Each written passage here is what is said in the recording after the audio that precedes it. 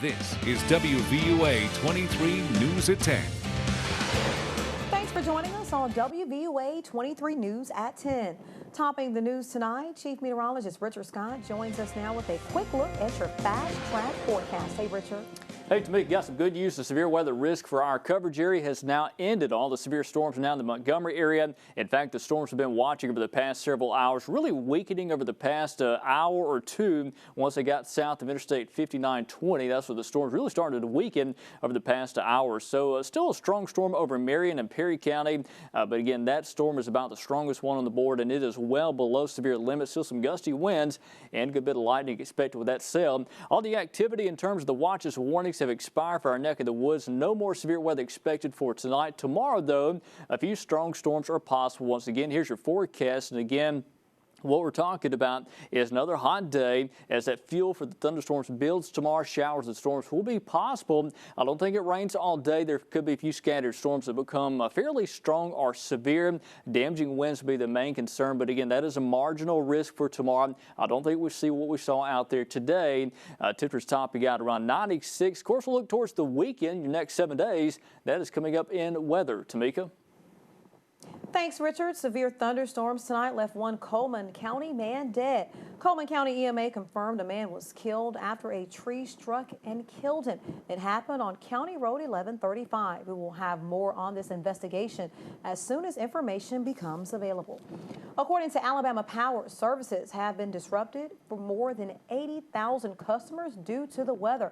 Most of those affected are in the Birmingham area, but more than 20,000 of those customers are located in West Alabama. If you experience an outage in your area, you can call 1-800-888-2726.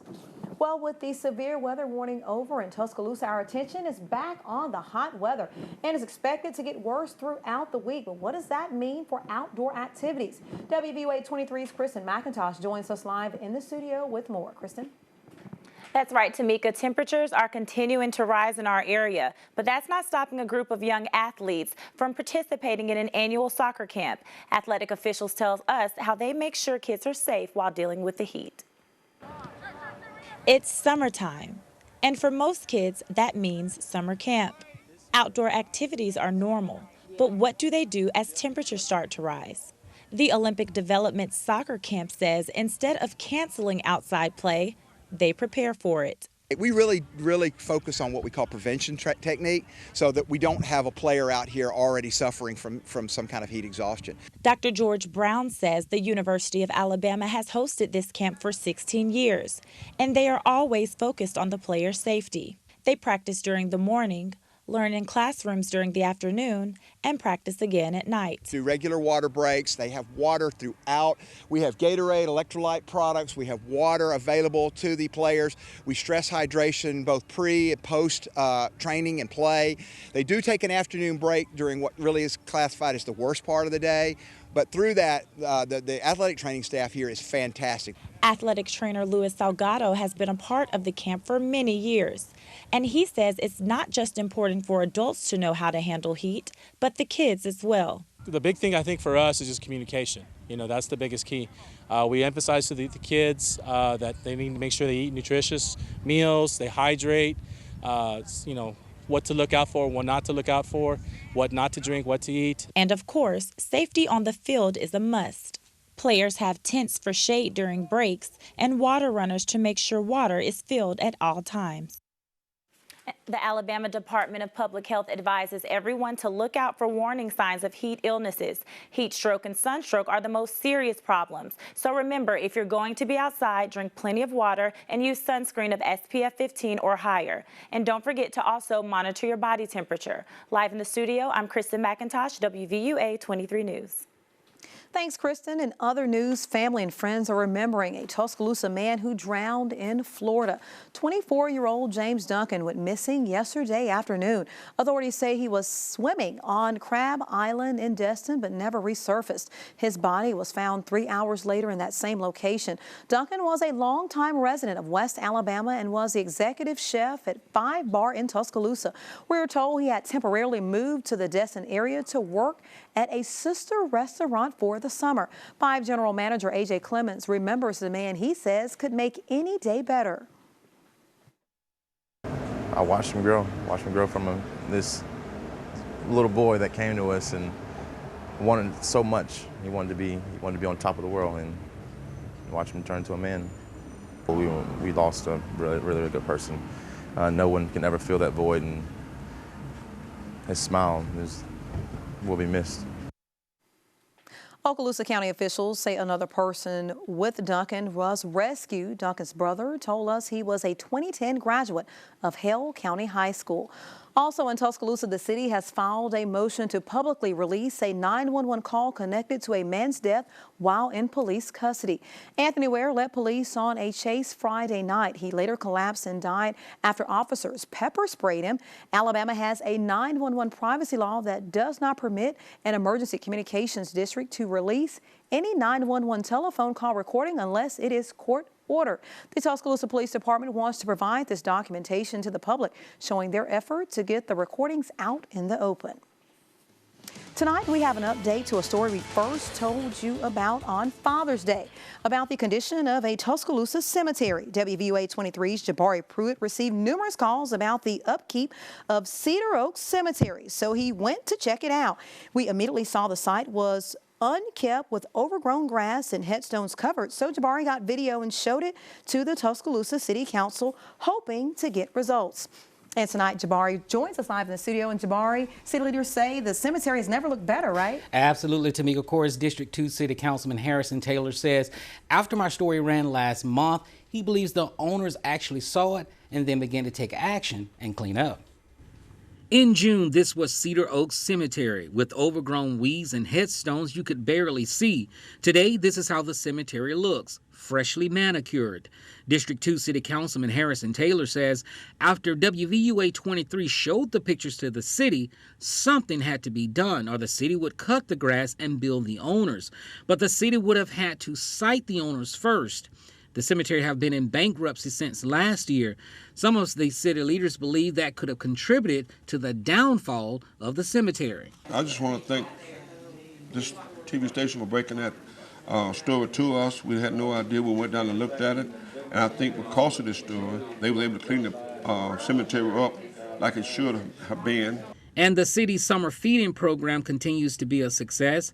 The program held at the McDonald Hughes Centers have been serving kids for 33 days so far. Since May, the program started, it has fed over 21,000 meals, 650 meals a day, which is up from last year. You know, some of the kids, unfortunately, you know, without this program, they might not receive a good meal, you know, the entire day, not just lunch. So to see some of them come in there, it really means a lot. And the city of Alberta's brand new state-of-the-art technology public library is one step closer to opening its doors. The library will be located in front of the Alberta School of Performing Arts. It's going to be actually from people who've never been able to use the computer before to people who are very savvy in the latest technologies. Now, the library is set to open in January of 2016. But for now, reporting live from the studio, Jabari Pruitt, WVUA 23 News. Thanks, Jabari. Fans of Harper Lee's To Kill a Mockingbird have been eagerly awaiting the sequel to the classic novel titled Go Set a Watchman.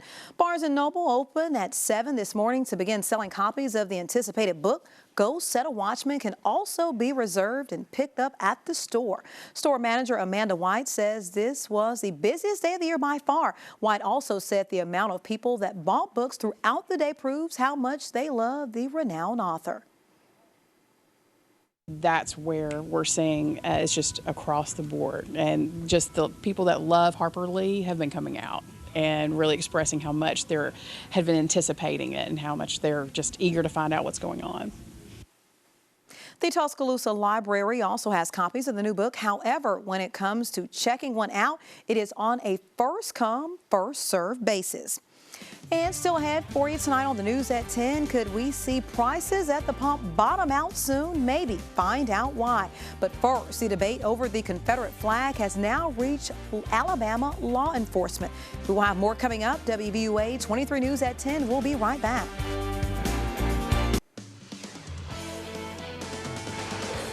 In Huntsville, a NAACP chapter wants the Confederate battle flag removed from state troopers' uniforms and patrol vehicles. Robert Shanklin calls it offensive. The battle flag is part of the Alabama state seal. This comes in the midst of a heated debate over the symbol. Some have said the flag represents Southern heritage, while others have said the symbol is divisive and white supremacy is at the heart of the heritage the flag represents. In other news, $2 gas may be a reality once again. Analysts expect to see a significant drop in gas prices this fall. The savings are due to a nuclear deal between Iran and 6 major world powers, including the U.S. Iran has not been able to sell oil to the United States since 1995 because of sanctions imposed on the nation to curb its nuclear program. Once the new deal is in place, Iran will become an added source of crude oil, prompting a price drop at the pump. According to AAA, the average price of gas in the U.S. is $2.78 for a gallon of regular gas. Coming up after the break, get ready for the online sales wars. 2 popular companies are going head-to-head over your business. Find out why and how you can benefit from it. Richard? Hey, Tamika, had major wind damage across parts of north and central Alabama this evening. What about the rest of the forecast? Any more severe weather issues? We'll talk about that next in weather.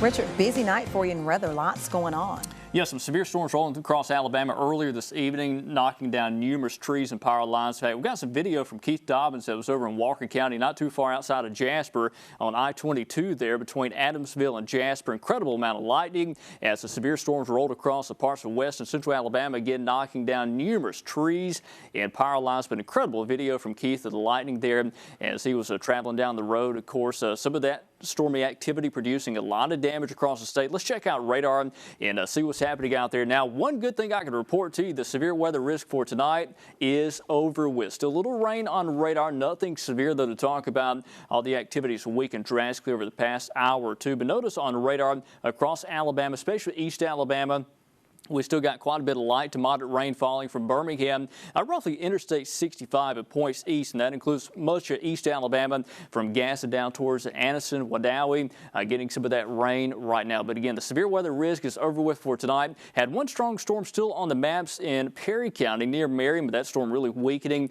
in the past 10 to 15 minutes, which is fantastic news. No more severe weather tonight. What will happen for tomorrow? A good chance for a few spotty storms. Will not rain all day like today. Most of the storms that do develop will become rather strong, but again, it's not going to rain the entire day tomorrow. 84 at 9 o'clock in the morning, up to 93 by lunch, and again, we will forecast as hot, hazy, humid summer conditions. Any storm that develops in an environment like that could become strong or severe, and any storms could produce that wind damage or maybe some large hail. Lots of cloud ground lightning, so use caution. If you're outdoors tomorrow, one of those stronger storms moves over your area, the better chance for rain and storms will happen, I think, after the lunchtime hour. Let's go live with our Tuscaloosa Tower camera, see what's happening out there, because we've had some rough weather over the past several hours in Tuscaloosa. But we can check out things live here and check out what is happening out there, because we are going quiet. We'll take that tower camera here in a little bit. First off, I want to show you radar.